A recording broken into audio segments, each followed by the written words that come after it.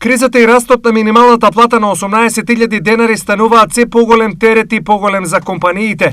Секој месец бројот на фирмите кои не можат да ги исплатат платите е се поголем, а март е последната кулминација. Секоја седма фирма во земјава не исплатила плата за март, или речиси околу 11.000 работодавачи во земјава имаат неподнесени и неприфатени МПИН пресметки за 25.085 работници. Велат од управата за јавни приходи. Од УЈП веќе доставиле опомени до нив, ќе чекаат до 13 мај, пошто ќе им бидат блокирани сметките и ќе биде извршена присилна наплата.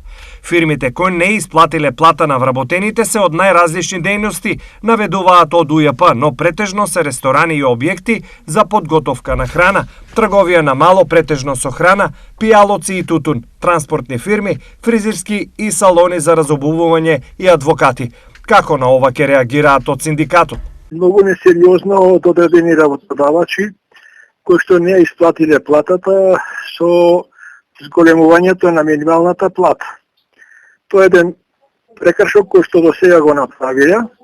Ова е втор кој што веќе каснат со плати и ние како Сојуз на синдикати на Македонија за таму каде што имаме сознание и каде што имаме пријави, веќе Инспекторатот за труд веќе работи на таа проблематика. Стопанството има реални проблеми и реална е финансиската кондиција да падне, но сите фирми можат да ги издржат новите услови на работа, велат стопанственици. Според економистите, доцнењето на платите на толкав број работници воопшто не е добро. На подолг период тоа е лоша тенденција. Фактот што 25.000 работници веќе не примиле плата за претходниот период веќе укажува на тоа во каква состојба се наоѓа дел од стопанството, па тоа важи и за скоро речиси сите фирми, бидејќи кризата веќе навистина удира по работата на приватните компании. Тоа значи дека тие нема доволно финансиски средства, односно е загрозена нивната ликвидност да редовно ги сервисираат своите обврски.